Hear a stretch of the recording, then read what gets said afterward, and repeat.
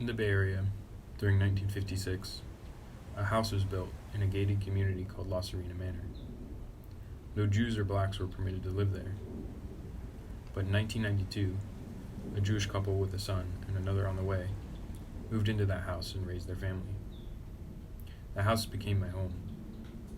Presently, my parents are putting it on the market, and I can't help but wonder if I'll have a place to call home after they sell it. San Diego is the only other place I've ever lived.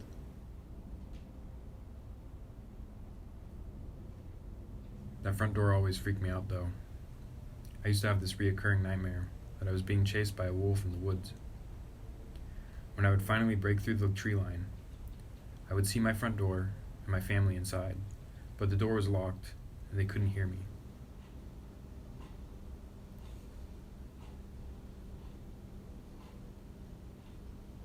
Like any place, it has good and bad memories. I had a great childhood playing outside all day with the neighbor kids.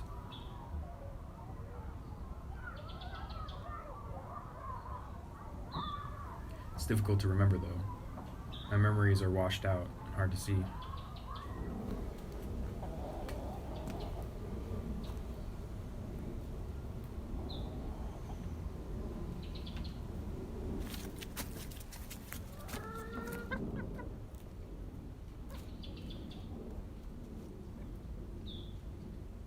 Coming home makes them all a little clearer, though.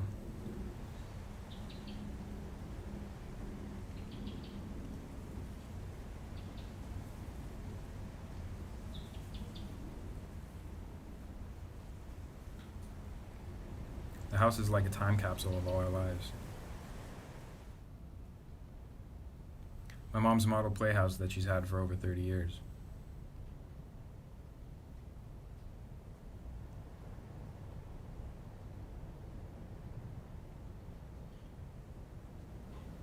All my grandparents' things that sit to collect dust.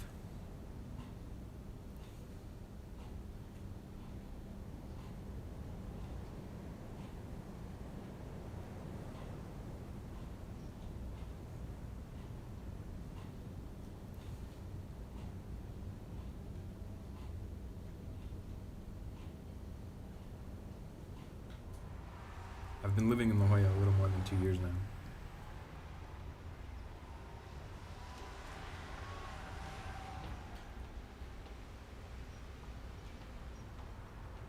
$9705, apartment B1.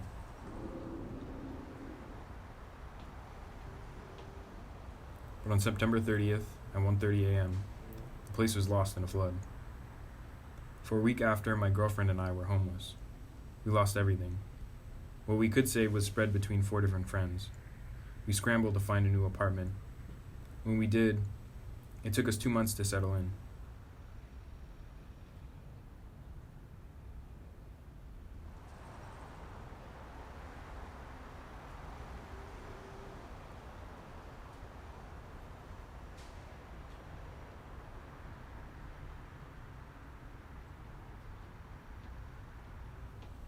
Somehow, this new place feels more like home.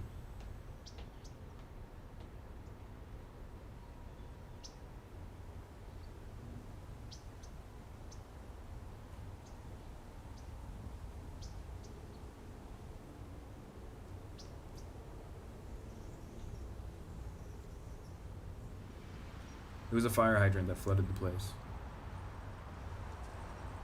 Some guy fell asleep driving and hit it.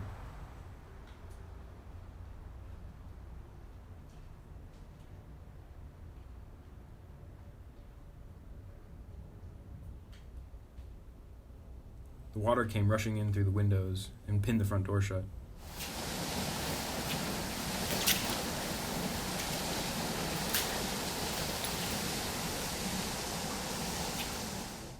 We were trapped for a half an hour, watching as everything washed away into the canyon and drowned in the bedroom.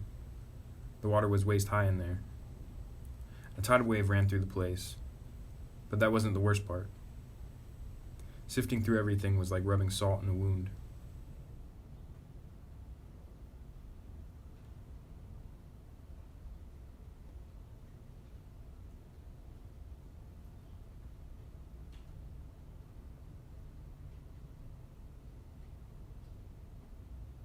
I I do find some humor, though, in that with everything gone, our refrigerator is still full.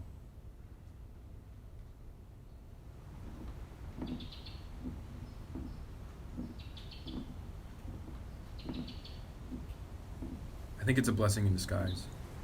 The experience gave me perspective. While I was fearing the loss of my childhood home, I experienced the loss of the home I created.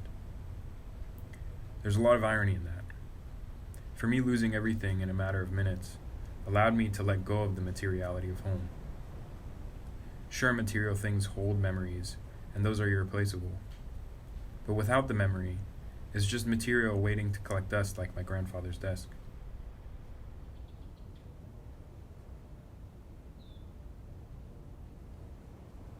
Our memories are never of the objects we own, but of the feelings they brought us when we owned them.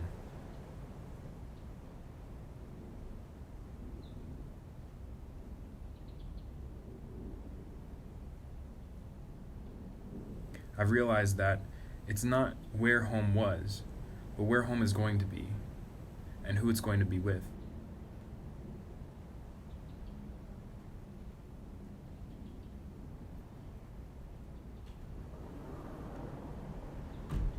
My parents are getting older.